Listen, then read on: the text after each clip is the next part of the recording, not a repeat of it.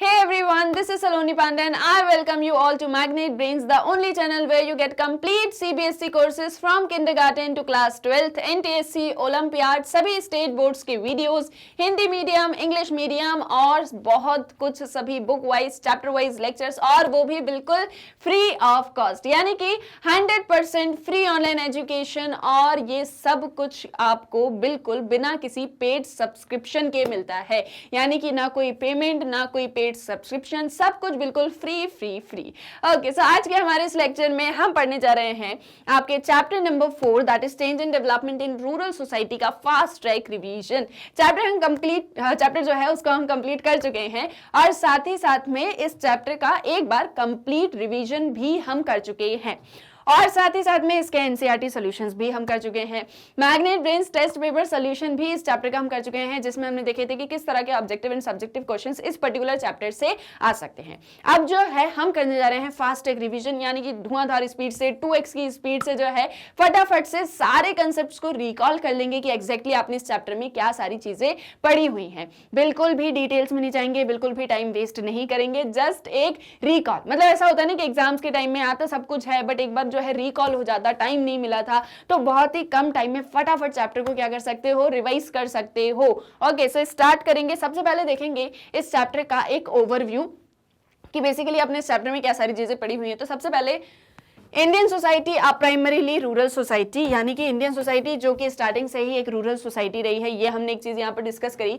Agrarian structure, caste and class in rural India. Agrarian structure क्या होता है, cast और क्लास रूरल इंडिया में किस तरीके से एग्जिस्ट करते हैं। बेसिकली इन शॉर्ट आपने पूरी जो रूरल इंडियन सोसाइटी है, रूरल इंडियन सोसाइटी को डिटेल में इस पर्टिकुलर चैप्टर के अंदर पढ़ा हुआ है। ठीक है, फिर इसके बाद में what was the impact of land reforms, इसमें हमने देखा था दो पार्ट्स में, एक कॉलोनियल इंडिया, एक independent India.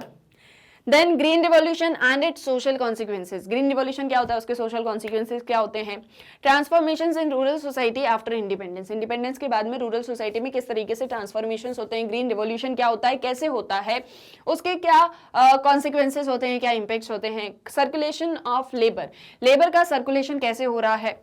Globalisation, liberalisation and rural society. Globalisation क्या होता है, लिबरलाइजेशन क्या होता है, इन दोनों का इंपैक्ट रूरल सोसाइटी में कैसा रहा, क्या रहा, ये सारा कुछ हम डिटेल में इस चैप्टर में पढ़ चुके हैं। अब क्या करेंगे, इन सभी कॉन्सेप्ट्स को एक बार रिकॉल कर लेंगे। तो सबसे पहले क्या देखेंगे, इंडियन सोसाइटी के बारे में पढ़ेंगे, जिसमें हमारा फोकस है रूरल सोसाइटी। अच्छा, इंडिया जो रहा है वो स्टार्टिंग से ही एक रूरल सोसाइटी रहा है प्राइमरीली। क्यों? क्योंकि यहाँ पर मेन ऑक्यूपेशन या मेजर सोर्स ऑफ लाइवलीहुड जो होता था पीपल का, that is agriculture. Main source of livelihood that is what, agriculture. ना एग्रीकल्चर इज नॉट ओनली, मतलब rural life is not only about agriculture, उसमें और भी बहुत सारी चीजें होती हैं, बट बेसिकली जो इंडियन सोसाइटी रही है वो एग्रीकल्चर बेस्ड सोसाइटी रही है, रूरल सोसाइटी ही रही है स्टार्टिंग से ही। तो एग्जैक्टली रूरल सोसाइटी कैसी होती है वो एक चीज को अगर हम डिस्कस करें, देखो सबसे पहले डेटा अगर हम एक एनालाइज करें, सो 2011 के सेंसस ये बोलते हैं कि आज भी 69% पॉपुलेशन जो है वो कहाँ पर रहती है, रूरल एरियाज में रहती है, यानी रूरल सोसाइटी में रहती है। मतलब कि सिर्फ और सिर्फ 31 या 32% जो पॉपुलेशन है वो अर्बन एरियाज में रह रही है। क्लियर है। Then agriculture the main occupation.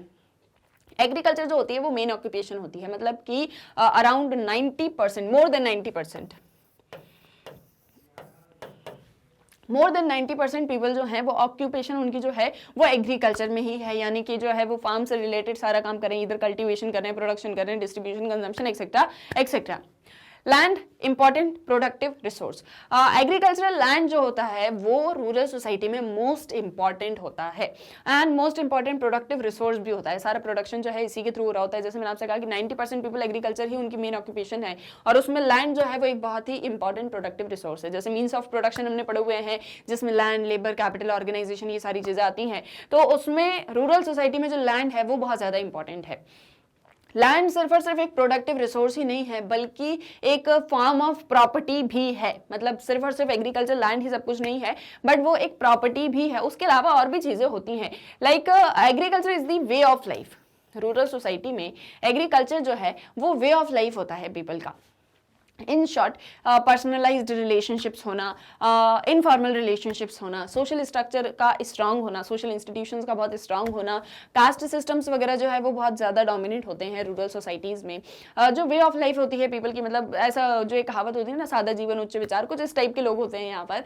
And land जो है वो बहुत इंपॉर्टेंट है और एग्रीकल्चर जो है वो मेन ऑक्यूपेशन है। ये दो चीज़ आपको बहुत अच्छे से ध्यान में रखनी है। देन ये जस्ट एक ओवरव्यू लेते चल रहे हैं क्या सारी चीज़ों के साथ में स्टार्ट किया था।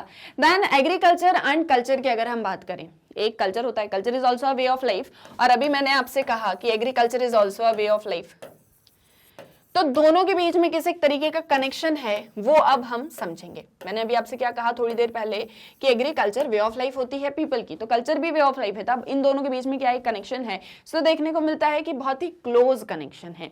एग्रीकल्चर और कल्चर आपस में एक दूसरे से बहुत ही क्लोजली कनेक्टेड होते हैं। जैसे for example different different regions में डिफरेंट कल्चर्स होते हैं, डिफरेंट एग्रीकल्चरल प्रैक्टिसेस भी होती हैं। जैसे practice of agriculture varies in different regions and this reflect regional cultures. जैसे हमने देखा कि इंडिया में बहुत ज़्यादा डाइवर्सिटी है, बहुत सारे जो है सब कल्चर्स यहाँ पर एग्जिस्ट करते हैं, ट्रेडिशंस, कस्टम्स, बहुत ज़्यादा diversity and number of diversity हमें इंडिया में देखने को मिलती है। डिफरेंट रीजन्स में डिफरेंट तरह से एग्रीकल्चर प्रैक्टिस किया जाता है, डिफरेंट वेज होते हैं एग्रीकल्चर को प्रैक्टिस करने के, ठीक है। और ये सारी चीजें क्या दिखाती हैं, डिफरेंट डिफरेंट रीजनल कल्चर्स को भी दिखाती हैं। जैसे फॉर एग्जांपल बिहू है, ठीक है। अब ये जो बहुत सारे ऐसे फेस्टिवल्स होते हैं जो कि जो मेन हार्वेस्ट सीजन स्टार्ट होता है वहां से होते हैं, लाइक फॉर एग्जाम्पल पोंगल हो गया, बिहू हो गया, मकर संक्रांति हो गया। तो ये सारी चीजें क्या दिखाती हैं, एक तो डिफरेंट कल्चर्स को भी दिखाती हैं, डिफरेंट एग्रीकल्चरल प्रैक्टिसेस को भी दिखाती हैं।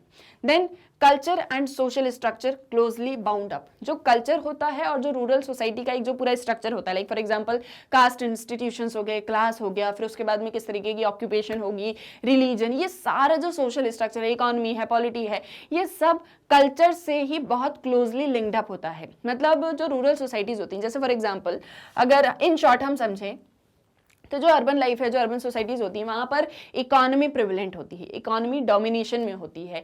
लेकिन जो आपकी रूरल सोसाइटीज होती हैं वहाँ पर कल्चर, ट्रेडिशंस, ये सारी चीज़ें डोमिनेशन में होती हैं, इन्हीं से सोसाइटी रन हो रही होती है। क्लियर है। देन नेक्स्ट है हमारा इसी में रूरल लाइफ। अब एग्जैक्टली रूरल लाइफ होती कैसी, कैसे पीपल जो है वहाँ की लाइफ किस तरह की होती है।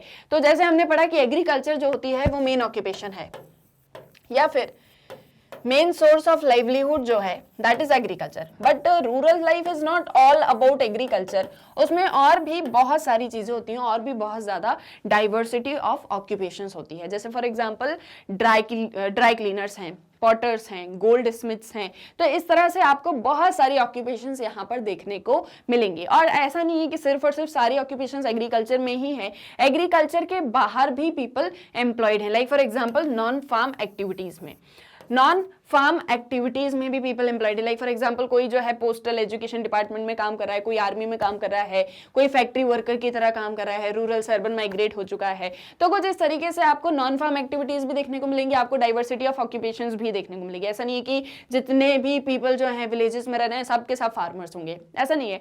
डाइवर्सिटी ऑफ ऑक्यूपेशंस होती हैं। पर्सनलाइज्ड रिलेशनशिप्स, सभी एक दूसरे को आपस में जानते हैं, रिकॉग्नाइज करते हैं, भले नाम से ना जानते हो बट हाँ जानते हैं कि ये जो है इसका बेटा है, ये यहाँ पर रहता है, इस कास्ट से है। तो बहुत पर्सनल रिलेशनशिप्स होते हैं। सब एज अ ग्रुप, जितना पूरा विलेज होता है as a unit, as a social unit, as a group जो है मिलके काम कर रहे होते हैं। तो बहुत ही पर्सनल, हाईली पर्सनल रिलेशनशिप्स हमको यहाँ देखने को मिलते हैं। एग्रीकल्चर ऑक्यूपेशन ऑफ मेजॉरिटी, ज्यादातर पीपल एग्रीकल्चर में ही एम्प्लॉयड होते हैं। जो सोशल इंस्टीट्यूशंस है वो यहाँ पर बहुत ज्यादा स्ट्रांग है। Like for example religion, caste, marriage etcetera, ये जो सभी सोशल इंस्टीट्यूशंस हैं यहाँ, ये सभी यहाँ पर बहुत ही स्ट्रांगली जो है प्रेजेंट हैं, स्ट्रांगली डोमिनेट कर रहे हैं पूरी सोसाइटी को, पूरी लाइफ को। यहाँ से ही जो है बहुत सारी चीजें जो मतलब बनती हैं, बहुत सारी नॉर्म्स, रूल्स, आइडियाज जो है निकल के बाहर आते हैं। देन नेक्स्ट है agrarian structure, caste and class in rural India. अब यहाँ पर जो रूरल इंडिया होता है उसमें अग्रेरियन स्ट्रक्चर बहुत ज्यादा इंपॉर्टेंट है। क्या होता है ये अग्रेरियन स्ट्रक्चर, कास्ट और क्लास किस तरह से इसमें मैटर करते हैं ये अब हम जानेंगे। सो देखो, rural society most important resource is agricultural land. Rural society में जो सबसे इंपॉर्टेंट रिसोर्स होता है, जो मोस्ट इंपॉर्टेंट रिसोर्स है, जैसे हम स्टार्टिंग से पढ़ा रहे कि ऑक्यूपेशन है, लाइवलीहुड है, तो मोस्ट इंपॉर्टेंट रिसोर्स क्या है? ये agricultural land. Distribution of land holdings unequal, लेकिन ये जो एग्रीकल्चरल लैंड है इसका जो डिस्ट्रीब्यूशन है वो बहुत ही अनइक्वल है। डिस्ट्रीब्यूशन ऑफ लैंड होल्डिंग्स का मतलब क्या होता है कि जो लैंड है, लैंड का जो डिस्ट्रीब्यूशन है वो बहुत ही अनइक्वल है। जैसे फॉर एग्जांपल, जस्ट सपोज कोई विलेज एरिया में ये इतनी लैंड है, ठीक है, तो हो सकता है किसी के पास में इतनी लैंड हो, किसी के पास में बहुत छोटी सी है, किसी के पास में बहुत ज्यादा है, किसी के पास में जो है सिर्फ इतनी इतनी लैंड है। तो इस तरह से ये जो डिस्ट्रीब्यूशन है लैंड होल्डिंग्स का ये बहुत ही अनइक्वल है। और एक और चीज आपको ध्यान में रखनी है कि ये मोस्ट इंपॉर्टेंट रिसोर्स भी है। तो इस तरह से जो है अग्रेरियन स्ट्रक्चर में कैसे इनइक्वालिटीज होती हैं, उसमें कास्ट और क्लास क्या रोल प्ले करती है वो अभी हम समझेंगे। अब एग्रीकल्चरल लैंड होना बहुत ज्यादा इंपॉर्टेंट है क्योंकि मेन ऑक्यूपेशन जो है मेजॉरिटी की वो एग्रीकल्चर ही है और ये agriculture he main source of livelihood है। तो किस तरह से लैंड होल्डिंग जो है डिस्ट्रीब्यूटेड है एग्रीकल्चर एरिया में या रूरल सोसाइटी में, उसे अब हम समझेंगे। तो हम देखेंगे टाइप्स ऑफ लैंड होल्डिंग्स। तो किस तरह से ये लैंड होल्डिंग्स का डिस्ट्रीब्यूशन है, जैसे हम बोलते हैं बहुत ही अनइक्वल है, तो किस तरह से है डिस्ट्रीब्यूशन? तो सबसे पहले medium and large land owners, secondly agricultural labourers, third tenants and fourth women. इनके बीच में जो लैंड होल्डिंग्स है वो डिस्ट्रीब्यूटेड है। जो मीडियम और लार्ज लैंड ओनर्स हैं, इसका मतलब क्या है कि कुछ लोग ऐसे हैं, कुछ सेक्शंस ऐसे हैं रूरल सोसाइटी के जिनके पास में बहुत सारी लैंड है, ठीक है, उन्हें हम medium and large land owners बोलते हैं। और इनके पास में बहुत सारी लैंड होती है, ये उस पर जो है कल्टीवेशन करवाते हैं, लेबर रखते हैं और इसके बाद में जो है लोन्स वगैरह भी प्रोवाइड करते हैं, जिससे भी रूरल सोसाइटी में रिक्वायरमेंट होती है। ये कौन होते हैं? ये लार्ज या मीडियम लैंड ओनर्स होते हैं, मतलब इनके पास में बहुत सारी लैंड है। इसके अपोजिट है एग्रीकल्चरल लेबरर्स, जिसके पास में या तो बहुत थोड़ी सी लैंड है, मतलब सिर्फ नाम के लिए बस थोड़ी सी लैंड है, या फिर नहीं है, ठीक है। हम ये भी समझ सकते हैं कि इनके पास में कोई भी लैंड, कोई भी जमीन नहीं है, या फिर है तो बहुत थोड़ी सी लैंड है। और ये जो है मतलब उतनी सी लैंड की उस पर ना बहुत ज्यादा कल्टीवेशन हो सकता है, ना बहुत ज्यादा प्रोडक्शन हो सकता है, और इतना ज्यादा प्रोडक्शन भी नहीं होता कि जो है वो किसी को सेल आउट कर सके, मार्केट के लिए प्रोड्यूस कर सके। They are just doing subsistence agriculture. Subsistence agriculture का मतलब क्या होता है? जहां पर जो लेबर होगा, जो पीजेंट होगा, वो सिर्फ खुद के लिए, खुद की फैमिली की नीड्स के लिए प्रोडक्शन कर रहा है, ना कि मार्केट के लिए प्रोडक्शन कर रहा है, ठीक है। तो इतनी सी उसके पास में लैंड होती है, अब उस पर कुछ ज्यादा कल्टीवेशन तो हो नहीं सकता। तो ये क्या करते हैं? ये अपना लेबर प्रोवाइड करते हैं। किसको प्रोवाइड करते हैं? ये जो medium and large land owners हैं। क्लियर है? तो एक तरफ वो सेक्शन है जिसके पास में बहुत ज्यादा लैंड होल्डिंग है, और एक तरफ वो सेक्शन है जिसके पास में बहुत कम या फिर कोई भी लैंड नहीं होता है। अब देन है टीनेंट्स। टीनेंट्स देखो कौन होते हैं? जैसे फॉर एग्जांपल, जस्ट सपोज किसी की लैंड है, जस्ट सपोज ये ए पर्सन है और इसके पास में ये इतनी सारी लैंड है, तो इसने क्या किया? अपनी इस लैंड को किसी दूसरे पर्सन को दे दिया। कैसे दे दिया? रेंट पे दे दिया। इन शॉर्ट समझने के लिए उसको जो है रेंट पर दे दिया। अब ये जो पर्सन है ये इस लैंड को पूरा मैनेज करता है, उसके ऊपर कल्टीवेशन करता है, जो भी प्रोडक्शन होगा उसको मार्केट में सेल आउट करता है, ये सारी चीजें। जो लेबर रखी हैं उसको वेजेस भी प्रोवाइड करता है, और अल्टीमेटली अराउंड मोर देन 50% जो भी मतलब प्रोडक्शन होता है उसका मोर देन 50% इस टीनेंट को, लैंड ओनर को देना पड़ता है। तो ही इज जस्ट कि मतलब ये सिर्फ कौन है? जिसको लैंड रेंट पर मिली हुई है। बाकी ज्यादा से ज्यादा प्रॉफिट किसके पास में जा रहा है? लैंड ओनर के पास में जा रहा है। इसके बाद में मान लो कि 20% या 25% जो है उसने जो लेबर रखे हैं उन्हें वेजेस देने में लग जाता है। इनपुट्स लगाने में जस्ट सपोज 20% लग जाता है। तो इसके पास में कितना आ रहा है? टीनेंट के पास में सिर्फ और सिर्फ 5%, यानी कि ना के बराबर। तो इस तरीके से जो टीनेंट्स हैं उनकी भी जो सिचुएशन है, जो कंडीशन है, वो कोई बहुत अच्छी नहीं है रूरल सोसाइटी में। तो इस तरह से एक तरफ टीनेंट्स है। देन अगर हम वुमेन की रोल, मतलब वुमेन की बात करें कि उनकी जो है लैंड होल्डिंग्स में कितना हिस्सा है, सो क्योंकि हमारे यहाँ एक पैट्रीलिनियल किनशिप सिस्टम है, यानी कि इन हिंदी अगर हम कहें तो जो पुरुष सत्तावादी समाज जिसे हम कहते हैं, जहां पर मेल डोमिनेटेड सोसाइटी है, तो फीमेल्स की पोजीशन उतनी ज्यादा अच्छी वैसे भी नहीं है। रूरल सोसाइटी में तो और ही ज्यादा बुरी सिचुएशन में, कंडीशंस में जो है वुमेन्स रह रही हैं, उनका कोई से नहीं होता, दे आर जस्ट कि हाँ अपना किचन में और बच्चों में जो है ध्यान लगाओ, इसके अलावा आपको और कोई काम नहीं करना है। बट धीरे धीरे टाइम के साथ में बहुत सारे ऐसे लॉज आ गए हैं कि अब जो फैमिली की प्रॉपर्टी होगी, जो पेरेंट्स की प्रॉपर्टी होगी, वो इक्वली डिस्ट्रीब्यूटेड होगी आपके जो है मेल चाइल्ड में भी और आपकी फीमेल चाइल्ड में भी। तो धीरे धीरे इस तरह से जो है लॉज आ रहे हैं जिसके थ्रू वुमेन का भी जो एक रोल है प्रॉपर्टी में या लैंड में, जो वुमेन का पार्टिसिपेशन है वो धीरे धीरे बढ़ता चला जा रहा है। जैसे फॉर एग्जांपल, एक एग्जांपल नहीं इसमें हम, जैसे सपोज ए और बी ये पेरेंट्स हैं, ठीक है। अब इनके जो है 3 चिल्ड्रंस हैं, 2 मेल हैं और 1 फीमेल है। अब इनकी जो प्रॉपर्टी का डिस्ट्रीब्यूशन होगा तो सबको इक्वली डिवाइड करनी है। जैसे सपोज कितना आता है सभी के पास में 33.3, 33.3 एंड 33.3, ठीक है, सबके पास में इतना जो है प्रोपोर्शन आता है। बट होता क्या है, जब इन सभी की शादी हो जाएगी, जैसे सपोज इनकी फीमेल की भी शादी होगी, ओ से इनकी शादी हो गई, ठीक है, तो उस प्रॉपर्टी पर जो मेजर, मतलब ये सिर्फ और सिर्फ नाम के लिए प्रॉपर्टी इनके नाम पर रहेगी, मतलब नेम में जो फीमेल होगी उसके नाम पर प्रॉपर्टी रहेगी, सिर्फ दिखाने के लिए ऑन पेपर्स। उसके ऊपर सारा जो राइट है, उसका जो पूरा मैनेजमेंट है, उसका जो पूरा कंट्रोल है, वो फीमेल जो मेल होते हैं उन्हीं के हाथों में है, या तो इसके हस्बैंड के हाथ में है, अगर इसकी शादी नहीं हुई है तो उसके भाई उसका कंट्रोल जो है लेके रखेंगे, ठीक है, जो भी उसके ब्रदर्स होंगे वो उसका कंट्रोल लेके रखेंगे। तो वुमेन का जो रोल है वो हम लेके, मतलब उसको बढ़ा तो रहे हैं कि उनका भी पार्टिसिपेशन हो लैंड को होल्ड करने में, लैंड होल्डिंग्स में, लेकिन इतना ज्यादा इफेक्टिव वो नहीं रहा है। तो कुछ इस तरह से जो है different types of land holdings हमको देखने को मिलती हैं रूरल एरियाज में। और ये जो टाइप्स ऑफ लैंड होल्डिंग्स हमने पढ़ा ये भी बहुत इंपॉर्टेंट कंसेप्ट है, तो आपको बहुत अच्छे से समझ में आना चाहिए। देन नेक्स्ट है caste and class structure in rural India. अब जो है कास्ट और क्लास 2 चीजें होती हैं, एक कास्ट है, एक क्लास है। कास्ट आप बचपन से सुनते आ रहे हैं, देखते आ रहे हैं, समझते आ रहे हैं, सोशियोलॉजी जब से पढ़ रहे हैं तब से कास्ट सिस्टम आप पढ़ रहे हैं। कास्ट के बारे में आप बहुत अच्छे से जानते हैं कि किस तरीके से जो है सोसाइटी के डिविजन्स होते हैं, उसमें जो है कास्ट जो होती है सेगमेंटल होती है सॉरी हायरार्कियल होती है, और इस तरह से डिफरेंट डिफरेंट जो है कास्ट होती हैं, कैसे उनका ट्रीटमेंट होता है, ये सारा कुछ आपने पढ़ा हुआ है।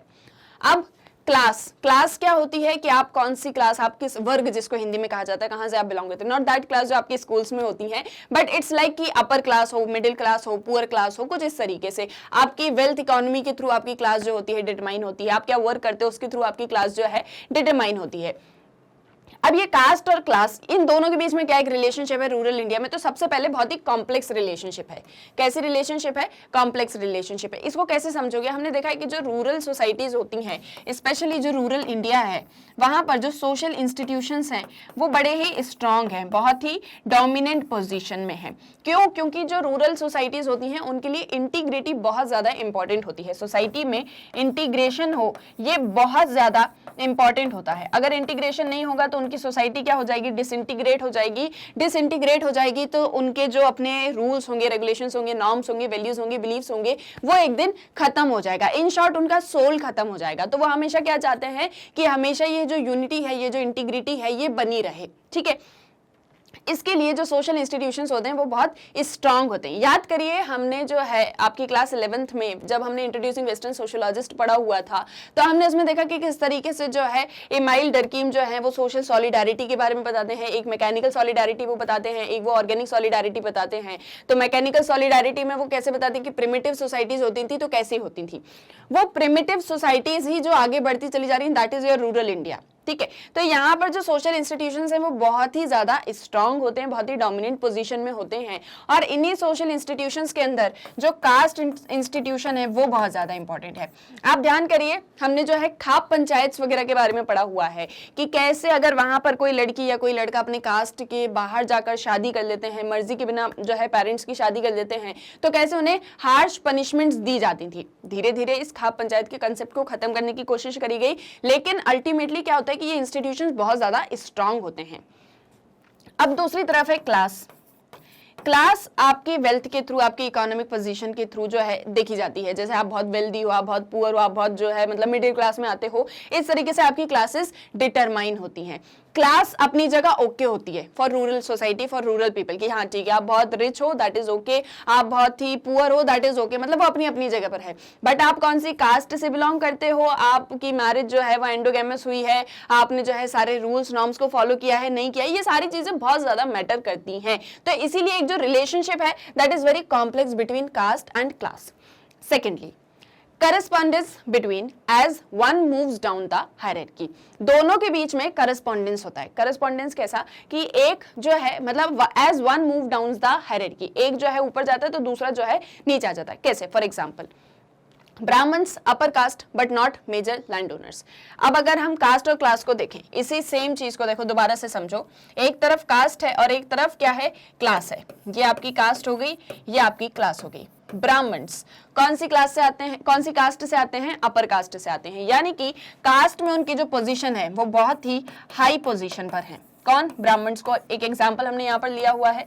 लेकिन ब्राह्मण जो हैं वो नॉट मेजर लैंड ओनर्स, यानी कि उनके पास में बहुत ज्यादा जमीन नहीं है, उनके पास में बहुत ज्यादा लैंड नहीं होता है। क्यों नहीं होता है? क्योंकि स्टार्टिंग से जो एक कंसेप्ट चला आ रहा है, अब याद करो चतुर्वर्ण सिस्टम से कि चतुर्वर्ण में कैसे सोचा जाता है कि ब्राह्मण जो होते हैं वो कौन होते हैं, जो टीचर्स होते हैं, जो आपको जो है नॉलेज प्रोवाइड करते हैं। धीरे धीरे ब्राह्मण्स की पोजीशन जो है वो हाई होती रही, और जब राजा महाराजा वाला शासन हुआ करता था, मतलब किंग रूल वगैरह हुआ करता था, तो उस टाइम पे भी ब्राह्मण्स को जो है बहुत ज्यादा मतलब रिस्पेक्ट दी जाती थी। क्यों दी जाती थी? वो जो है आके सारे रिचुअल्स करवाते थे, सारे जितने भी रिलीजियस एक्टिविटीज होती थी ये सारा कुछ वही करवाया करते थे। तो पोजीशन बहुत हाई है, लेकिन इनके पास में किसी तरीके का कोई लैंड नहीं होता। क्यों नहीं होता? क्योंकि उन्हें नहीं पता कि उसको कैसे मैनेज करना है, कैसे उनको कल्टिवेट करना है, क्योंकि वो कभी उन्होंने ये वाला काम जो है कभी किया ही नहीं। ये जस्ट हम एक सोसाइटी की थिंकिंग की बात कर रहे हैं, ठीक है। अब क्योंकि ये they are not the major land owners, इनके पास में कोई बहुत ज्यादा लैंड नहीं होती, तो मतलब क्या ये बहुत ज्यादा वेल्थी भी नहीं होते हैं। तो क्लास में इनकी पोजीशन कैसी है? लो है, ठीक है। So as one moves down the other moves, मतलब जब एक जो है ऊपर जाएगा तो दूसरा जो है नीचे आ जाएगा। As one moves down the hierarchy, जो हायरार्की है ऊपर नीचे की, तो एक जैसे ही मूव अप करेगा दूसरा जो है वो डाउन पे आ जाएगा। सेकेंडली, डोमिनेंट कास्ट की अगर हम बात करें, डोमिनेंट कास्ट एक टर्म किसने दिया है? एम.एन. श्रीनिवास ने दिया हुआ है। अब जैसे ब्राह्मण्स के बारे में हमने बताया कि अपर कास्ट के हैं but they are not the major land owners, लेकिन जब ब्रिटिशर्स का रूल आता है तो ब्रिटिशर्स क्या करते हैं, इस कास्ट डिस्टिंक्शंस को समझने के चक्कर में और ज्यादा इस कास्ट को जो है डिस्क्रिमिनेटेड सिस्टम बना देते हैं। और जो अपर कास्ट होता है, यानी कि जो ब्राह्मण्स हैं, जो अपर कास्ट हैं, उनको क्या दे देता है? उनको लैंड राइट्स दे देता है, लेकिन उन्हें नहीं पता कि उसको कैसे कल्टिवेट करना है। सो अल्टीमेटली ये कौन बन जाते हैं? ये बन जाते हैं एब्सेंटी लैंडलॉर्ड्स। अब ये एब्सेंटी लैंडलॉर्ड्स बन गए। फिर इसके बाद में क्या हुआ? इंडिया इंडिपेंडेंट हुआ, लैंड रिफॉर्म्स होते हैं। जब लैंड रिफॉर्म्स होते हैं तो ये कहा जाता है कि इन एब्सेंटी लैंडलॉर्ड्स को हटाइए, इन्हें कुछ भी नहीं पता, ना ही उसका मैनेजमेंट करना इन्हें आता है, ना ही उसमें कैसे प्रोडक्शन करना इन्हें आता है। सो एक्चुअल में जो लैंड कल्टिवेटिंग ग्रुप्स हैं, जिनको कल्टिवेशन करना आता है, जिनको मैनेजमेंट करना आता है, उन्हें लैंड राइट्स मिलना चाहिए। तो किसको लैंड राइट्स मिल गए? जो एक्चुअल में इन सारी चीजों को जानते थे। और धीरे धीरे क्या हुआ कि जब इन्हें लैंड राइट्स मिले, ये नंबर में बहुत ज्यादा हुआ करते थे और इनको लैंड राइट्स भी मिल गए, तो ये इकोनॉमिकली और पॉलिटिकली पावरफुल हो गए, ठीक है। इकोनॉमिकली पॉलिटिकली पावरफुल हो गए, यानी कि अगर हम वेल्थ की बात करें, ठीक है, अगर हम वेल्थ की बात करें तो इनके पास में अच्छी खासी वेल्थ है, क्योंकि ये मेजर लैंड ओनिंग ग्रुप्स बन गए, तो यानी कि क्लास इनकी क्या हो गई? रेज हो गई। बट अगर हम कास्ट की बात करें तो ये मेनली कौन से ग्रुप्स से बिलोंग करते हैं? सो जो SC ST OBCs हैं, यानी कि कास्ट के अकॉर्डिंग सोशल पोजीशन जो है इनकी वो कैसी है? लो है। क्लियर है? सो दोनों के बीच में क्या है? एक करस्पॉन्डेंस भी हमको देखने को मिलता है। कुछ इस तरीके की रिलेशनशिप कास्ट और क्लास में होती है इन रूरल इंडिया। क्लियर है? ये भी आगे कंसेप्ट समझ में। अब नेक्स्ट है आपका the impact of land reforms. अब क्या होता है? धीरे धीरे लैंड रिफॉर्म्स होते हैं। हर एक टॉपिक को बहुत अच्छे से समझते चलो, रिकॉल करते चलो। अच्छे से समझ तो गए हो, अब एक बार क्या बस रिकॉल करना है, रिवाइज कर लेना है। अब देखो the impact of land reforms. Land reforms होते हैं, अब जैसे मैंने आपसे कहा कि 1947 इंडिया इंडिपेंडेंट हो जाता है, फिर लैंड रिफॉर्म्स होते हैं। तो लैंड रिफॉर्म्स ऐसा नहीं कि सिर्फ और सिर्फ इंडिपेंडेंस के बाद ही होते हैं, पहले भी बहुत सारी चीजें चल रही होती हैं। जब ब्रिटिश गवर्नमेंट का जो है रूल होता था इंडिया में, तो हम इस लैंड रिफॉर्म्स को दो तरह से समझेंगे। एक हम इसे समझेंगे कॉलोनियल पीरियड में, एंड सेकेंड हम इसको समझेंगे इंडिपेंडेंट इंडिया में। जब इंडिया कॉलोनियल था तो दो सिस्टम चलते थे, एक जमींदारी सिस्टम चलता था that is indirect British rule, एक रेयतवारी सिस्टम चलता था that is direct British rule. देखो जिन एरियाज में ब्रिटिशर्स ने डायरेक्टली कंट्रोल करके नहीं रखा था वहां पर क्या चलता था, जमींदारी सिस्टम। जो जमींदार होते थे वो क्या करते थे, मतलब जो लोकल किंग्स, जो लोकल लैंडलॉर्ड्स होते थे वही बेसिकली जमींदार होते थे। ये क्या करते थे, पीजेंट जो भी कल्टीवेशन कर रहे हैं, जो भी प्रोडक्शन कर रहे होते थे, उससे उनका क्या लेते थे, उस पर टैक्स लगाया करते थे। जैसे एक तरफ गवर्नमेंट हो गई, एक तरफ कौन सी गवर्नमेंट है, ये ब्रिटिश गवर्नमेंट है, एक तरफ आपके जमींदार हो गए, ये हो गए आपके पीजेंट्स। इन्होंने जो भी कल्टीवेट किया उस पर जमींदार टैक्स लगाते थे और इनसे टैक्स लेते थे। ये टैक्स वो किसको देते थे, गवर्नमेंट को। तो यानी कि जो जमींदार थे वो गवर्नमेंट और पीजेंट्स के बीच में काम कर रहे थे एज अ मिडिल मैन। ठीक है, अब जैसे गवर्नमेंट ने तो मान लो सिर्फ और सिर्फ 5% टैक्स लगाया, जस्ट सपोज गवर्नमेंट ने कितना टैक्स बोला, 5%, लेकिन जो जमींदार हैं वो कितना ले रहे हैं, 20% टैक्स ले रहे हैं, किनसे, पीजेंट से। गवर्नमेंट को कितना दे रहे हैं, 5%, और 15% कौन अर्न कर रहे हैं, ये जमींदार। इस सिस्टम की वजह से धीरे धीरे क्या हुआ, जो पीजेंट्स थे उनकी पोजीशन पूरी तरह से जो है मतलब डिस्ट्रॉय हो जाते हैं। जितने भी पीजेंट्स होते हैं, जो एग्रीकल्चरल प्रोडक्शन है वो बहुत ज्यादा डिक्लाइन हो जाता है। धीरे धीरे जो है ड्रॉट्स आने लग जाते हैं और बहुत सारे मतलब ऐसे फेमाइंस आ गए कि मतलब इस तरह से भुखमरी तक फैल चुकी थी, इतना ज़्यादा जो है बुरी कंडीशन हो जाती है। तो धीरे धीरे क्या होता है, ये ज़मींदारी सिस्टम को गवर्नमेंट जो है ये चल ही रहा था बहुत लंबे समय से। फिर इसके बाद में इंडिपेंडेंट इंडिया में इसको रिफॉर्म किया जाता है। कैसे होता है वो हम समझेंगे, बट पहले कॉलोनियल पीरियड के एक सिस्टम को हम समझें। अब रैयतवारी सिस्टम, तो जहां पर ब्रिटिशर्स का डायरेक्ट रूल होता था वो क्या करते थे, वो डायरेक्ट जो पीजेंट्स होते थे उनसे टैक्स लेते थे। तो यहाँ पर क्या हुआ कि गवर्नमेंट जब डायरेक्ट मतलब टैक्स ले रही है और मिडिलमैन का जो रोल है वो यहाँ से पूरा हट चुका है, तो जहां जहां पर रैयतवारी सिस्टम था वहां वहां पर जो एग्रीकल्चर है वो बहुत ज्यादा फ्लरिश होता है। तो ये दो चीजें हमको कॉलोनियल पीरियड में देखने को मिलती हैं। अब इंडिया हो गया इंडिपेंडेंट, कब की हम बात करें, आफ्टर 1947। अब जो है गवर्नमेंट ने क्या किया, इंडियन गवर्नमेंट ने लैंड रिफॉर्म्स करना स्टार्ट किया। लैंड रिफॉर्म्स करना क्यों स्टार्ट किया था, क्या कारण था उसके पीछे, कि जो हमने अभी देखा कि टाइप्स ऑफ लैंड होल्डिंग्स जो बहुत ही अनइक्वली डिस्ट्रीब्यूटेड हैं, हम चाहते थे वो इक्वली डिस्ट्रीब्यूटेड हो। इट इज लाइक कि सबका जो है यहाँ पर क्या होना चाहिए, डेवलपमेंट होना चाहिए, ओवरऑल डेवलपमेंट के हम क्या करना चाह रहे हैं, इंश्योर करना चाह रहे हैं। तो उसके पास में जो लैंड होना चाहिए वो सभी के पास में होना चाहिए, तभी तो वो अच्छे से जो है प्रोडक्शन कर पाएंगे। And India is a primarily agrarian society, ये हम जानते हैं। सो देखो किस तरह से जो है यहाँ पर रिफॉर्म्स होते हैं। सबसे पहला है इसमें abolition of zamindari system, second tenancy abolition and regulation act, and third is the land ceiling act. ठीक है, ये 3 एक्ट होते हैं, ये 3 जो है इस तरह से एक्ट्स आते हैं और अल्टीमेटली हम लैंड रिफॉर्म्स करते हैं। अब कैसे होता है, एबॉलिशन ऑफ जमींदारी सिस्टम, सबसे पहले जमींदारी सिस्टम को हटाया जाता है। ये जो बीच में जमींदार काम कर रहे होते हैं इन्हें पूरी तरह से खत्म कर दिया जाता है कि आप जो है इस तरीके से टैक्सेस नहीं लगाएंगे, ना ही आप बीच में रहेंगे। गवर्नमेंट और जो फार्मर्स होंगे उनके बीच में डायरेक्ट कॉन्टेक्ट होगा, डायरेक्ट लिंक होगा। तो जमींदारी सिस्टम को एबॉलिश किया सबसे पहले। हालांकि बहुत से ऐसे एरियाज थे, मतलब ऐसे बहुत ही आइसोलेटेड एरियाज जहां से जमींदारी सिस्टम पूरी तरह से खत्म तो नहीं हुआ, बट हाँ एक बहुत ही अच्छा स्टेप था ये रिफॉर्म करने के लिए। सेकंड है tenancy abolition and regulation act. देखो टीनेंट्स के बारे में जैसे मैंने आपको बताया कि जैसे जो भी लैंड ओनर होता था, अब उसने ये टीनेंट है, इसको क्या कर दिया, लैंड दे दिया रेंट पे। 50 से मतलब मोर देन 50% कौन अर्न कर रहा है, जो लैंड ओनर है। इस जो टीनेंट है उसके पास में कितना आता था, अराउंड 5%। 45% किस में चला जाता था, एग्रीकल्चरल इनपुट्स में और जो लेबर लगे हुए हैं उनमें। इस पूरे एक सिस्टम को जिसमें टीनेंट्स के साथ में इतना ज्यादा जो है मतलब एक तरीके से एक्सप्लॉइटेशन हो रहा है, उसको या तो खत्म कर दो या तो उसको रेगुलेट कर दो। खत्म कर दो इन द सेंस कि टीनेंट सिस्टम ही हमको नहीं रखना है, या तो ये पूरा खत्म कर दो, या फिर जो भी टीनेंट्स रहेंगे तो उनके साथ में वो लैंड ओनर को कितना अमाउंट देंगे ये फिक्स कर दो, कि या तो वो 20% देंगे, या वो 25% देंगे, या वो 30% देंगे। कितना अमाउंट जो है लैंड ओनर को मिलना चाहिए आप उसको रेगुलेट कर दो। इस तरीके से एक सेकंड एक्ट आता है। ठीक है, या तो टीनेंट सिस्टम को पूरी तरह से आप एंड कर दो, पूरी तरह से अबॉलिश कर दो ताकि किसी का एक्सप्लॉइटेशन हो ही ना, या फिर आप उसको रेगुलेट कर लो। तो बहुत सारी जगह में रेगुलेशन को लेकर एक्ट्स बने थे, मतलब जो है रेगुलेट किया गया था टीनेंसी सिस्टम को।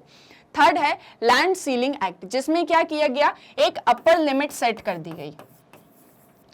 अपर लिमिट सेट करने का मतलब क्या हो गया यहाँ पर कि जो है कोई भी पर्सन या कोई भी फैमिली जो होगी उसके पास में कितना लैंड होना चाहिए। जैसे हमने देखा कि पहले क्या होता था, किसी के पास में बहुत सारी लैंड है, किसी के पास में सिर्फ इतनी सी लैंड है, किसी के पास में इतनी लैंड है, तो इस तरीके से बहुत ही अनइक्वली डिस्ट्रीब्यूटेड। तो हमने क्या किया, एक फैमिली कितना लैंड जो है अपने पास में रख सकती है, होल्ड कर सकती है, हमने उसकी लिमिट सेट कर दी। और ये लिमिट किसके बेसिस पर होती है कि कौन सा एरिया बहुत ज्यादा प्रोडक्टिव है, कौन सा एरिया मतलब कौन सा लैंड बहुत ज्यादा फर्टाइल लैंड है, कौन सा लैंड है जो कि बहुत ही ज्यादा ड्रॉट प्रोन है, जहां पर जो है मतलब अनप्रोडक्टिव लैंड है। प्रोडक्टिव और अनप्रोडक्टिव बेसिस पर हम क्या करते हैं, लैंड को डिवाइड कर देते हैं। जहां अनप्रोडक्टिव लैंड होता है वहां पर जो अपर लिमिट होती है वो ज्यादा होती है, जहां प्रोडक्टिव लैंड होता है वहां पर अपर लिमिट कम होती है। कम क्यों होती है, क्योंकि आप छोटे से लैंड पर भी ज्यादा प्रोडक्शन कर सकते हो, क्योंकि वो कैसा लैंड है, वो एक प्रोडक्टिव लैंड है। लेकिन क्या होता है, ये लैंड सीलिंग एक्ट ये भी बहुत ज्यादा इफेक्टिव होता है, लेकिन बहुत सारी जगह पर हमें बेनामी ट्रांसफर्स देखने को मिलते हैं। बेनामी ट्रांसफर का मतलब क्या होता है कि ऑन पेपर लैंड जो है, जस्ट सपोज किसी के भी नाम से दी गई है, एक्स के नाम से दी गई है, जस्ट सपोज ये एक्स वाई जेड, ये 3 पर्सन है, ठीक है। ऑन पेपर इनके नाम से जस्ट सपोज ठीक है 1 एकड़ जो लैंड है वो हमने फिक्स कर दी है, यानी कि ऑन पेपर इनके नाम से। लेकिन ये सारे लैंड का यानी कि टोटल 3 एकड़ लैंड का जो पूरा कल्टीवेशन है, मैनेजमेंट है, वो सिर्फ और सिर्फ जेड देख रहा है। तो पूरा बेनिफिट किसके नाम पे आ रहा है, जेड को, लेकिन ऑन पेपर किसके नाम से है, एक्स वाई और जेड। तो इस तरह से बहुत सारे बेनामी ट्रांसफर्स भी हुए थे, जो मतलब एक्चुअल में ये चीजें हुई थी कि बहुत सारे ऐसे हस्बैंड वाइफ थे, मतलब कपल्स थे, जिन्होंने एक्चुअल में डाइवोर्स ले लिया था ताकि उनकी वाइफ के नाम से भी जो है उनको जो है लैंड मिल सके। तो इस तरह से बहुत सारे बेनामी ट्रांसफर्स भी हमको देखने को मिले। बट एटलीस्ट ये जो सारे स्टेप्स हैं ये गवर्नमेंट ने लिए, जो कि बहुत ही मतलब इफेक्टिव रहते हैं। आई होप यहाँ तक सारी चीजें क्लियर हो गई होंगी। सो अभी तक हमने जो भी सारी चीजें देखी कि एग्रीकल्चरल इकोनॉमी एग्जैक्टली होती कैसी है, सोसाइटी रूरल सोसाइटी जो होती है वो एग्जैक्टली कैसी होती है, अग्रेरियन स्ट्रक्चर क्या है, टाइप्स ऑफ लैंड होल्डिंग्स कैसी होती हैं, और साथ ही साथ में हमने क्या सारी चीजें देखी, that is impact of land reforms, यानी कि जो भी लैंड रिफॉर्म्स होते हैं उनके क्या सारे इम्पैक्ट्स होते हैं। अब हम बात करें green revolution and its social consequences की। सो जब से ग्रीन रिवॉल्यूशन होता है तो हमको बहुत ही इंप्रेसिव सोशल इम्प्लीकेशंस या जो है कॉन्सिक्वेंसेस रूरल सोसाइटी में देखने को मिलते हैं। तो सबसे पहले समझेंगे कि एग्जैक्टली ग्रीन रिवॉल्यूशन होता क्या है। So it is government programme of agricultural modernisation. Government का एक ऐसा प्रोग्राम जहां से एग्रीकल्चर जो है वो क्या होता है, मॉडर्नाइज होना स्टार्ट हो जाता है, एग्रीकल्चर मॉडर्न बन रहा है। मॉडर्न में क्या सारी चीजें होती हैं, जहां पर आप टेक्नोलॉजिकल इंप्रूवमेंट कर रहे हैं, ठीक है, technological improvement and advancement in production processes, और टेक्नोलॉजिकल एडवांसमेंट और एडवांसमेंट इन प्रोडक्शन प्रोसेसेस, जहां आप प्रोडक्शन प्रोसेस भी जो है एडवांस कर रहे हो, साथ ही साथ में आप टेक्नोलॉजीज को यूज कर रहे हो। और इतना ही नहीं, ये जो सारे प्रोग्राम्स मतलब जो ग्रीन रिवॉल्यूशन था that was actually funded by international agencies. International agency जो होती थी वो उसको फंड करती थी। इसमें हाइब्रिड सीड्स या हाई यील्डिंग वेराइटी और HYV सीड्स जो होती हैं वो यूज की जाती हैं। इसके लिए एश्योर्ड इरिगेशन होना बहुत ज्यादा इंपॉर्टेंट है, यानी कि जो एरियाज बहुत मतलब लार्जली इरिगेटेड एरियाज होंगे सिर्फ वहां पर ही ग्रीन रिवॉल्यूशन को जो है प्रैक्टिस किया जा सकता है। वीट एंड राइस जो है इन क्रॉप्स को फोकस किया जाता है ग्रीन रिवॉल्यूशन प्रोग्राम के अंदर। मतलब वीट एंड राइस होना चाहिए, एश्योर्ड इरिगेशन होना चाहिए, HYV सीड्स होनी चाहिए, और जो इनपुट्स होंगे उनको फंड कौन करेगा, international agencies. And in short the whole green revolution is about agricultural modernisation, जहां टूल्स, टेक्निक्स और इन सारी चीजों को यूज करके जो एग्रीकल्चर को मॉडर्नाइज किया जाता है। इसमें फर्टिलाइजर्स को यूज करना, इंसेक्टिसाइड्स हो गए, पेस्टिसाइड्स हो गए, ट्रैक्टर्स को यूज करना, इरिगेशन के लिए न्यू टेक्निक्स लेके आना, ये सारी चीजें ग्रीन रिवॉल्यूशन के अंदर ही होती हैं, ठीक है। अब the impact of green revolution, so basically जो ग्रीन रिवॉल्यूशन होता है इंडिया में इन सारी चीजों को यूज करके उसके क्या इंपैक्ट्स हमको देखने को मिलते हैं, इसे अगर हम स्टडी करें तो सबसे पहले introduction of machinery, scientific methods, यानी कि साइंटिफिक मेथड्स को यूज करके मशीनरी इंट्रोड्यूस होती है, मशीन्स के थ्रू जो है हमारा प्रोडक्शन स्टार्ट होता है। सेकेंडली जो है इंडिया सेल्फ सफिशिएंट इन फूड ग्रेन प्रोडक्शन, क्योंकि जो है प्रोडक्शन बहुत ज्यादा होता है, क्योंकि आप जो है tools, techniques, machines, tractors, irrigation, इन सारी चीजों को यूज करते हैं। वीट एंड राइस जो होता है वो फोकस्ड होता है। तो स्टार्टिंग में क्या होता है, HYV सीड्स वगैरह ये सारी चीजों के थ्रू प्रोडक्शन जो है इंडिया का वो बहुत ज्यादा होता है, मतलब बम्पर प्रोडक्शन होता है, और इतना प्रोडक्शन होता है कि आप सभी की डिमांड्स को फुलफिल कर सकते हो। तो इस तरह से इंडिया जो है वो फूड ग्रेन प्रोडक्शन में सेल्फ सफिशिएंट हो जाता है, यानी कि अब उसे कहीं और से फूड ग्रेन को इंपोर्ट करने की जरूरत नहीं है। ठीक है, इस तरह से सबसे पहले तो सेल्फ सफिशिएंट हो जाता है फूड ग्रेन प्रोडक्शन में। सेकेंडली, एग्रीकल्चरल प्रोडक्टिविटी इंक्रीज्ड, जो प्रोडक्टिविटी होती है वो बहुत ज्यादा इंक्रीज हो जाती है।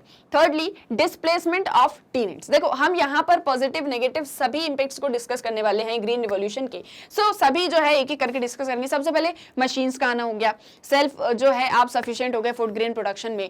एग्रीकल्चर की जो प्रोडक्टिविटी थी वो इंक्रीज होगी। आपका green revolution is all associated with agriculture and HYV seeds and et cetera et cetera. So आपका जो एग्रीकल्चर होता है उसमें प्रोडक्शन भी बहुत ज्यादा होता है, प्रोडक्टिविटी भी अच्छी खासी इंक्रीज हो जाती है। डिस्प्लेसमेंट ऑफ टीनेट्स, अब एक जो चीज होती है वो क्या होती है, तो जैसे कि मैंने आपको टीनेट्स के बारे में बताया कि एग्जैक्टली टीनेट्स क्या होते थे। तो जो टीनेट्स जो कि लैंड का मैनेजमेंट, कल्टीवेशन सारा कुछ देख रहे होते थे और लैंड ओनर को सिर्फ और सिर्फ प्रॉफिट मिलता था, तो वो लैंड लॉर्ड ने क्या करा, टीनेंट को हटा दिया। उसने सोचा कि ये मुझे सिर्फ और सिर्फ जो है कुछ परसेंटेज देता है प्रॉफिट का, तो क्यों ना सारा प्रॉफिट मैं अकेला ही कमाऊं, टीनेंट को क्यों दूं। तो टीनेंट को जो है हटा दिया जाता है और लैंडलॉर्ड जो होते हैं वो खुद सारा कुछ कल्टीवेशन मैनेजमेंट करने लग जाते हैं। सो अल्टीमेटली जो टीनेंट्स होते हैं उन्हें यहाँ पर बहुत ही ज्यादा है डिस्क्रिमिनेशन, एक्सप्लॉयटेशन फेस करना पड़ता है। Then inequalities in rural society. Inequalities क्यों होती है? इनइक्वालिटीज इसलिए होती हैं, जैसे मैंने आपसे कहा कि वीट और राइस जो है वो यहाँ पर फोकस्ड है, तो जो वीट और राइस का प्रोडक्शन कर रहे होते हैं और साथ ही साथ में जिनके पास में इतने सारे इनपुट्स को परचेस करने के पैसे होते हैं, सिर्फ वही यहाँ पर प्रॉफिट गेन करते हैं, यानी कि medium and large land owners जो होते हैं उन्हें बहुत ज्यादा प्रॉफिट होता है, एंड जो आपके पीजेंट्स हो गए, जो आपके एग्रीकल्चरल लेबर्स हो गए, उन्हें उतना ज्यादा प्रॉफिट नहीं होता। सो अल्टीमेटली बहुत सारी इनइक्वालिटीज आ जाती हैं रूरल सोसाइटी के अंदर। और जो रूरल सोसाइटी होती है वो वैसे भी बहुत अनइक्वल होती है कि किसी के पास में ही कुछ लैंड होता है और किसी के ही लैंड पर जो है प्रोडक्शन हो रहा है, बट इससे बहुत सारे लोगों को फायदा भी होता है और बहुत सारे लोगों को नुकसान भी होता है। मोनोक्रॉप रेजिम, ये भी इसका एक नेगेटिव इंपैक्ट है कि क्या होता है, जो जैसे पहले क्या होता था, मल्टी क्रॉपिंग सिस्टम होता था कि एक ही लैंड पर आप बहुत सारे क्रॉप्स को जो है सीजन वाइज ग्रो कर सकते हो, जिससे आप डिफरेंट डिफरेंट क्रॉप्स में क्या कर सकते हो, मतलब आपने उनका प्रोडक्शन किया, फिर जब भी उनकी नीड होती है तो आप उसको मार्केट में सेल आउट कर सकते हो। जैसे फॉर एग्जाम्पल खरीफ सीजन के अकॉर्डिंग आपने यहाँ पर कोई क्रॉप जो है सो किया है, फिर जब रबी सीजन आएगा तो आप उसमें जो है क्रॉप सो कर सकते हो, इस तरह से, और एक ही फील्ड पर आप बहुत सारे क्रॉप्स को जो है सो कर सकते हो, मल्टी क्रॉपिंग सिस्टम। धीरे धीरे जब ग्रीन रिवॉल्यूशन आता है तो फार्मर्स क्या करते हैं, मोनोक्रॉप की तरफ शिफ्ट हो जाते हैं। जैसे कि फॉर एग्जाम्पल वीट है या राइस है, वीट और राइस तो बहुत ज्यादा फ्लरिश होते हैं ग्रीन रिवॉल्यूशन में। उन्होंने कोई भी क्रॉप यहाँ पर लगाया, इतने सारे इनपुट्स दिए, जस्ट सपोज एग्रीकल्चर फेलर हो जाए, क्रॉप फेलर हो जाए, कोई जो है मतलब कोई नेचुरल कैलेमिटी हो जाए, तो आपका पूरा का पूरा क्रॉप जो है क्या हो जाएगा, यहाँ पर बर्बाद हो जाएगा, पूरी जो भी फसल होगी आपकी वो बर्बाद हो जाएगी। तो इसीलिए मोनोक्रॉप रेजिम की तरफ जब फार्मर शिफ्ट करते हैं तो वो भी एक नेगेटिव इंप्लीकेशन ही होता है ग्रीन रिवॉल्यूशन का। ठीक है, देन नेक्स्ट है इनपुट्स वर एक्सपेंसिव। ग्रीन रिवॉल्यूशन के जो इनपुट्स थे, जो भी जैसे आपको पेस्टिसाइड यूज करना है, आपको एचवाईवी सीड्स लेना है, आपको जो है इरिगेशन बहुत अच्छा होना चाहिए, देन इसके साथ में ट्रैक्टर्स को लेना, मशीनरी को लेना, तो ये इनपुट जो थे ये बहुत ही ज्यादा एक्सपेंसिव हुआ करते थे। हर कोई इन्हें अफोर्ड नहीं कर पाता था। जो अफोर्ड कर पाता था वो बेनिफिशियल हो जाता था, जो अफोर्ड नहीं कर पाते थे तो उनके लिए ये सारी चीजें बहुत एक्सपेंसिव जाती थी, और इसीलिए जो है ग्रीन रिवॉल्यूशन के इनपुट्स बहुत ज्यादा महंगे भी होते थे, इसलिए इनइक्वालिटीज भी आती हैं रूरल सोसाइटी में। रूरल अर्बन माइग्रेशन, अब रूरल अर्बन माइग्रेशन होता है, क्यों होता है? देखो जैसे वीट और राइस है, इनका जो प्रोडक्शन हो रहा है सारा कुछ एग्रीकल्चरल मतलब लैंड पर हो रहा है, रूरल सोसाइटी में हो रहा है।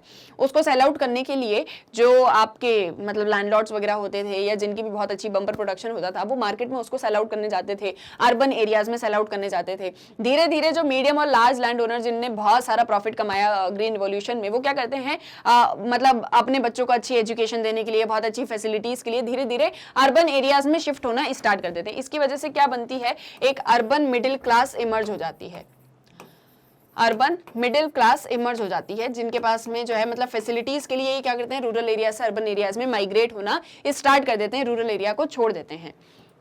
कमर्शियलाइजेशन ऑफ एग्रीकल्चर, एग्रीकल्चर का कमर्शियलाइजेशन हो चुका था। अब जो आप प्रोड्यूस करते हो आप मार्केट के लिए प्रोड्यूस करते हो, आप इवन वर्ल्ड इकोनॉमी जो पूरा वर्ल्ड मार्केट है उसके लिए प्रोड्यूस करते हो, क्योंकि धीरे धीरे जो कनेक्टिविटी है टेक्नोलॉजीज के थ्रू वो बढ़ चुकी थी। रूरल एरियाज के बीच में, अर्बन एरियाज के बीच में जो कनेक्टिविटी है वो बढ़ गई थी, रूरल एरिया से वर्ल्ड मार्केट तक कनेक्टिविटी बढ़ चुकी थी। तो इस तरह से एग्रीकल्चर का क्या हो जाता है, कमर्शियलाइजेशन हो जाता है। Negative impacts on environment, environment पर इसके नेगेटिव इंपैक्ट्स होते हैं। क्यों होते हैं?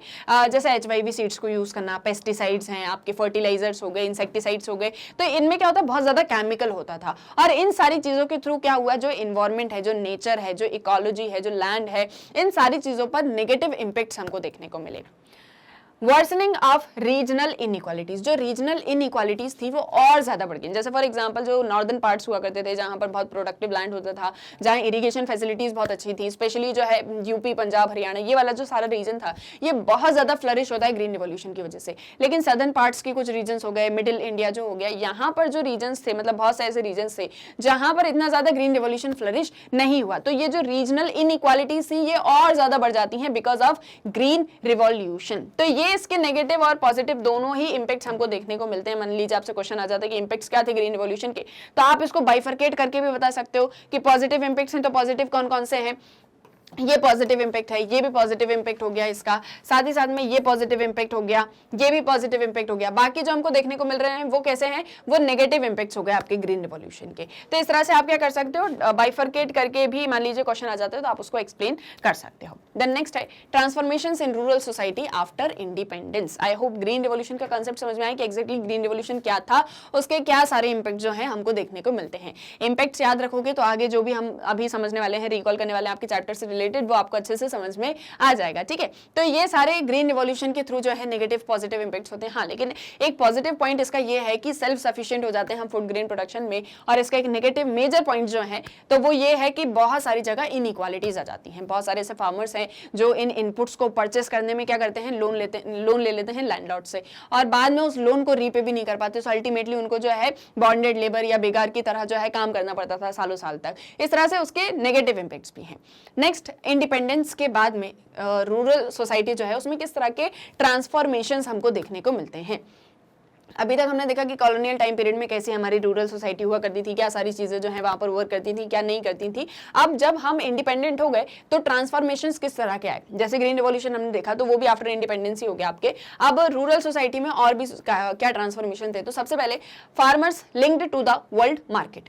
क्या होता है, कमर्शियलाइजेशन हो जाता है एग्रीकल्चर का, या कैपिटलिस्ट एग्रीकल्चर बन जाता है। कमर्शियलाइजेशन का मतलब क्या हो गया कि अब आप जो भी प्रोड्यूस करोगे आप मार्केट के लिए करोगे। अभी मैंने आपको थोड़ी देर पहले बताया कि सबसिस्टेंस एग्रीकल्चर क्या होता है, उसका अपोजिट क्या हो गया आपका कमर्शियलाइज्ड एग्रीकल्चर, जहां पर आप मार्केट के लिए प्रोड्यूस करो। जब आप मार्केट के लिए प्रोड्यूस करते हो तो जो मार्केट की डिमांड होती है आप उसके अकॉर्डिंग प्रोड्यूस करोगे। मार्केट में जो डिमांड होगी आप वही प्रोड्यूस करोगे ना, ऐसा तो कुछ भी प्रोड्यूस नहीं करोगे जिसकी डिमांड ही नहीं है। जिसकी डिमांड नहीं तो वो प्रोडक्ट कोई खरीदेगा ही नहीं, तो अल्टीमेटली आपका क्या होने वाला है, लॉस होने वाला है। तो इसीलिए अब हम किसके लिए प्रोड्यूस करते हैं, अब हम मार्केट के लिए प्रोड्यूस करते हैं, मार्केट की डिमांड्स के अकॉर्डिंग प्रोड्यूस करते हैं। तो ये जो कमर्शियलाइज्ड एग्रीकल्चर हुआ, ये जो कैपिटलिस्ट एग्रीकल्चर है, कैपिटलिस्ट एग्रीकल्चर का मतलब क्या हो गया कि जहां पर जो लैंडलॉर्ड है उसे सिर्फ और सिर्फ किस एक चीज से मतलब है, उसे सिर्फ और सिर्फ प्रॉफिट से मतलब है। उसे इस चीज से कोई फर्क नहीं पड़ता कि जो है प्रोडक्शन कैसे हो रहा है, क्या उससे इन्वायरमेंट हार्म हो रहा है, क्या मैं लेबर से जो है बहुत ज्यादा काम करवा रहा हूँ, कितना काम करवा रहा हूँ, और इन सारी चीजों से कोई फर्क नहीं होता। उसे किससे फर्क होता है, सिर्फ और सिर्फ प्रॉफिट कमाने से। सो अल्टीमेटली ये जो एक कमर्शियलाइज्ड एग्रीकल्चर हुआ, ये जो एक कैपिटलिस्ट एग्रीकल्चर हुआ, इससे फार्मर जो है वो वर्ल्ड मार्केट से लिंक्ड अप हो जाते हैं, क्योंकि जो पूरा वर्ल्ड मार्केट है वहां से डिमांड्स आना स्टार्ट हो जाती हैं, तो पूरा जो है वर्ल्ड मार्केट लिंक्ड अप हो जाता है। मॉडर्नाइजेशन ऑफ रूरल इकोनॉमी, इसकी वजह से क्या होता है कि जो रूरल इकोनॉमी है वो मॉडर्नाइज होना स्टार्ट होती है। वहां पर मशीन्स आने लग जाती हैं, टेक्नोलॉजी आने लग जाती है, वहां पर जो है हायर एजुकेशन जो है वो होने लग जाती है, हेल्थ फैसिलिटीज होगी, सैनिटेशन हो गया, इस तरह से टूल्स टेक्निक्स इन सबको यूज करना, इस तरह से क्या हो रही है, जो रूरल इकोनॉमी है वो मॉडर्नाइज हो रही है। इसमें हमने देखा कि हायर एजुकेशन जो है वो भी लोगों तक पहुंच रही है, स्टूडेंट्स तक पहुंच रही है। Shift from payment in kind to payment in cash. अब जैसे पहले के समय में होता था बार्टर सिस्टम एक चलता था कि आपको जो है वीट चाहिए तो आप हमसे राइस ले लो, हम आपको वीट दे देते हैं। इस तरीके से जो है पेमेंट इन काइंड होता था, लेकिन जैसे जैसे एग्रीकल्चर मॉडर्नाइज होता है वैसे वैसे पेमेंट इन कैश होना स्टार्ट हो जाता है। पेमेंट इन कैश कैश क्यों होता है, क्योंकि जो है पेपर मनी जो है उसका इन्वेंशन होने लग जाता है, धीरे धीरे लोगों के पास में पैसा आता है, ग्रीन रिवॉल्यूशन के बाद में बहुत ज्यादा बेनिफिट भी कमाते हैं लोग, तो धीरे धीरे जो है पेमेंट इन कैश होना स्टार्ट हो जाता है।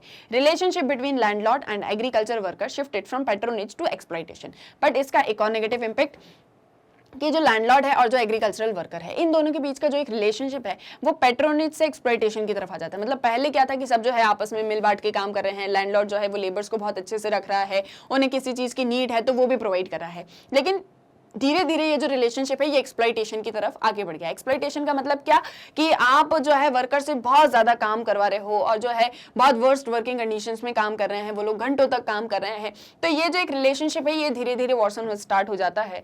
स्टेट जब जैसे जैसे मॉडर्नाइजेशन होने स्टार्ट होता है रूरल इकोनॉमी का, तो वो रूरल इंफ्रास्ट्रक्चर में जो है इन्वेस्ट करना स्टार्ट कर देता है ताकि ये भी डेवलप हो। लाइक फॉर एग्जांपल हेल्थ हो, एजुकेशन हो, सैनिटेशन हो, प्रॉपर सैनिटेशन होना चाहिए, रोड्स होनी चाहिए, ट्रांसपोर्ट होना चाहिए, कनेक्टिविटी होना चाहिए, इन सारी चीज़ों का इंश्योर कौन करता है? स्टेट। एंड अल्टीमेटली जो मनी का फ्लो है वो बढ़ जाता है रूरल एरियाज में और बहुत सारी विलेज में जो है अपॉर्चुनिटीज आने लग जाती हैं, चाहे एम्प्लॉयमेंट को लेके हो, चाहे बिजनेस को लेके हो, चाहे न्यू वेंचर्स को लेके हो। तो इस तरह से जो पूरी रूरल सोसाइटी है वो एक टाइम के बाद में क्या होने लग जाती है? ट्रांसफॉर्म होने लग जाती है। तो यहाँ भी हमने उसके नेगेटिव पॉजिटिव सभी इंपैक्ट्स को देखा। अब अगर हम बात करें सर्कुलेशन ऑफ लेबर की, यहां हमने ग्रीन रिवॉल्यूशन ट्रांसफॉर्मेशंस को समझा, अब लेबर कैसे सर्कुलेट हुआ, जो हम अक्सर बात करते हैं कि रूरल से जो है urban migration, rural to urban जो माइग्रेशन हो रहा है ये कैसे हो रहा है, जो लेबर है वो सर्कुलेट कैसे हो रहा है, इस एक चीज को हम समझे। तो देखो जैसे जैसे कमर्शियलाइजेशन ऑफ एग्रीकल्चर होता है, कमर्शियलाइजेशन ऑफ एग्रीकल्चर मतलब क्या हो गया कि जो एग्रीकल्चर मतलब अब जो हो रहा है, जो प्रोडक्शन हो रहा है वो मार्केट के लिए हो रहा है।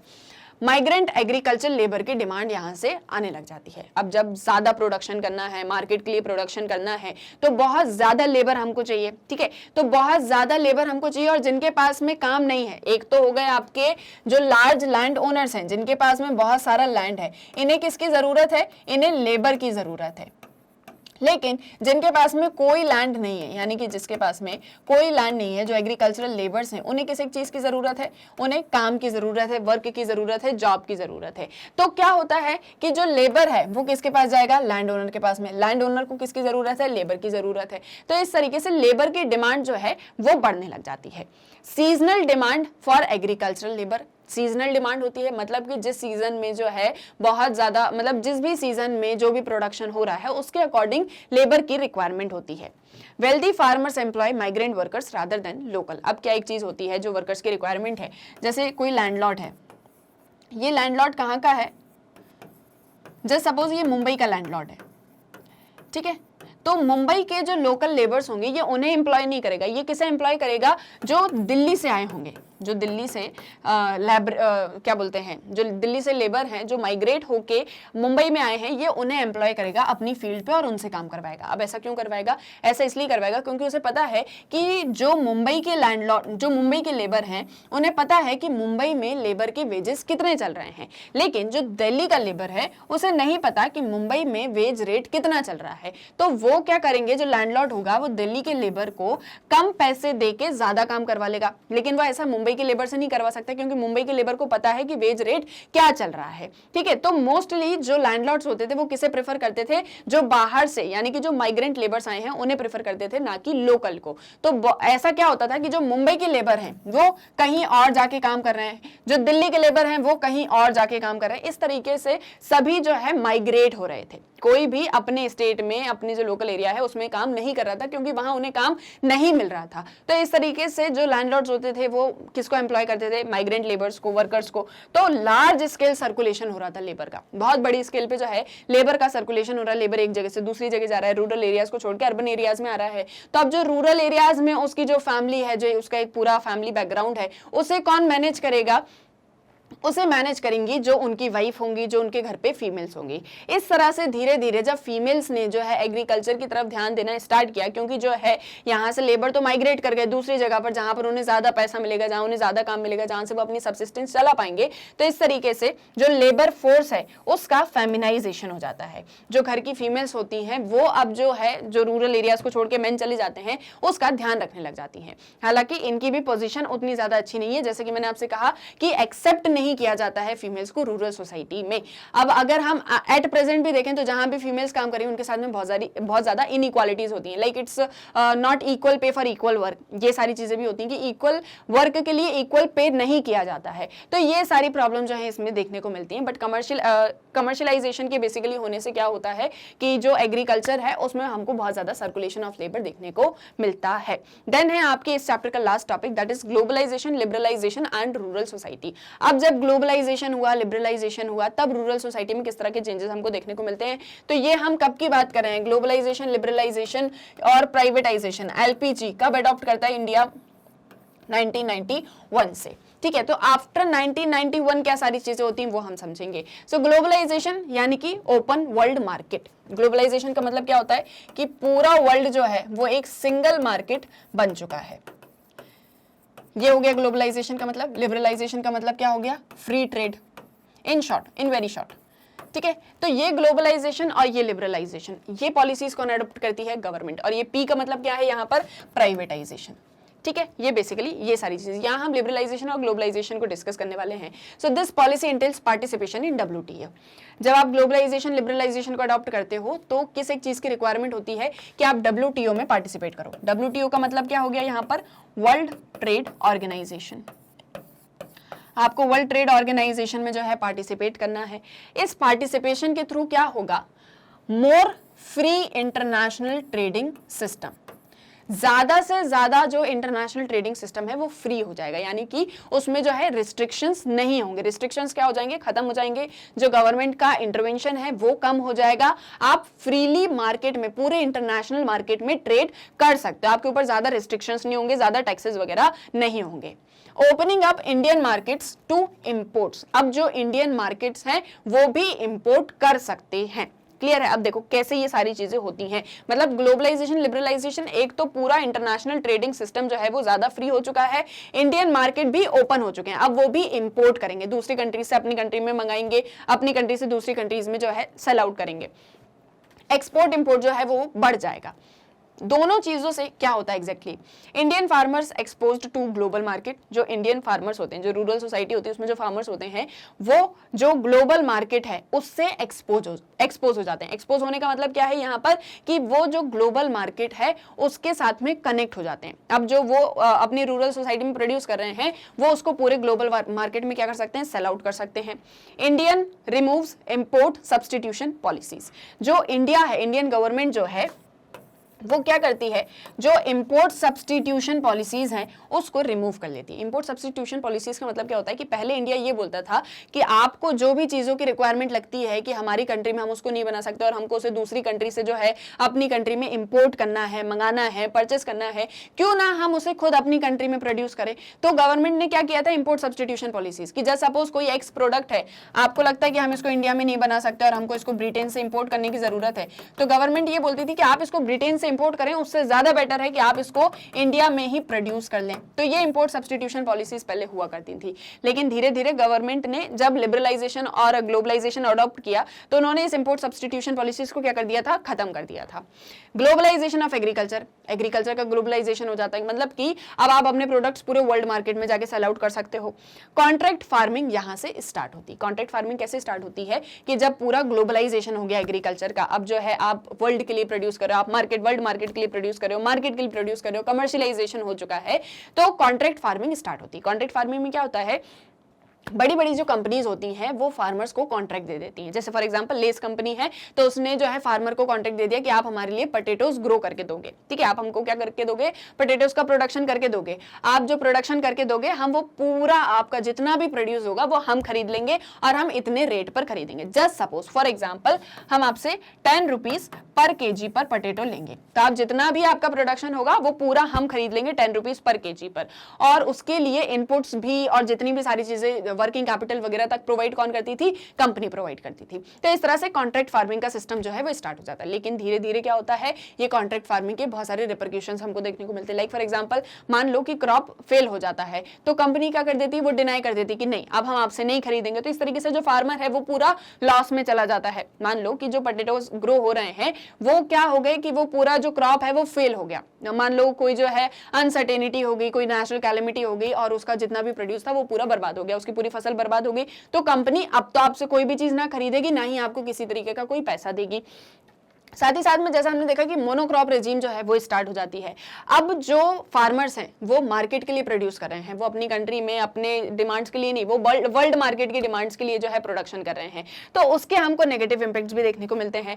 मल्टीनेशनल जो है वो एग्रीकल्चरल इनपुट सेक्टर में आ जाती हैं, जो भी एग्रीकल्चर के इनपुट्स होते हैं, लाइक मशीन्स हो गई, आपके इंसेक्टिसाइड्स हो गए, पेस्टिसाइड्स हो गए, आपके फर्टिलाइजर्स हो गए, आपकी सीड्स हो गई, क्रॉप हो गई, ये सारी चीजों में मल्टीनेशनल कंपनीज भी आ जाती हैं उसको सेल आउट करने के लिए। तो एग्जैक्टली जो पहले यहाँ पर हमारे इंडिजिनस लोग काम कर रहे थे उनकी जॉब क्या हो जाती है, इनसिक्योर हो जाती है।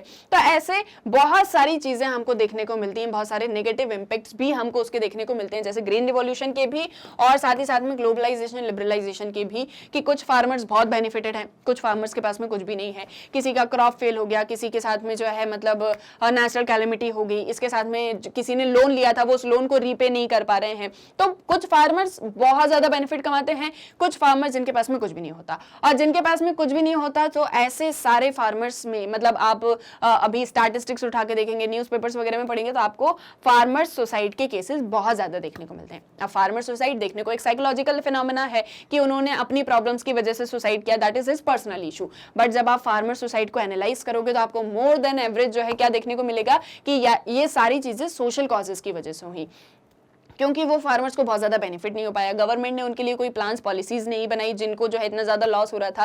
तो इस तरह से हमको फार्मर सुसाइड के केसेस देखने को मिले, और ये सभी मैट्रिक्स इवेंट्स होते हैं, मतलब एक दूसरे से कनेक्टेड होते हैं। कि मान लो ग्रीन रिवॉल्यूशन हुआ, जिन फार्मर्स को बेनिफिट नहीं हुआ या जिनकी जो है क्रॉप फेलियर हो गया उन्हें किसी तरीके का कोई बेनिफिट नहीं हुआ, वो मार्केट के लिए कुछ भी प्रोड्यूस नहीं कर पाए, मार्केट के लिए कुछ भी प्रोड्यूस नहीं कर पाए, उन्हें किसी तरीके का कोई बेनिफिट नहीं हुआ। जैसे सपोज उन्होंने लार्ज लैंड ओनर से लोन लिया हुआ था, वो लोन को भी रीपे नहीं कर पाए। तो इस तरह से ढेर सारी चीजें होती हैं जो कि फार्मर सुसाइड की कॉजेज होते हैं।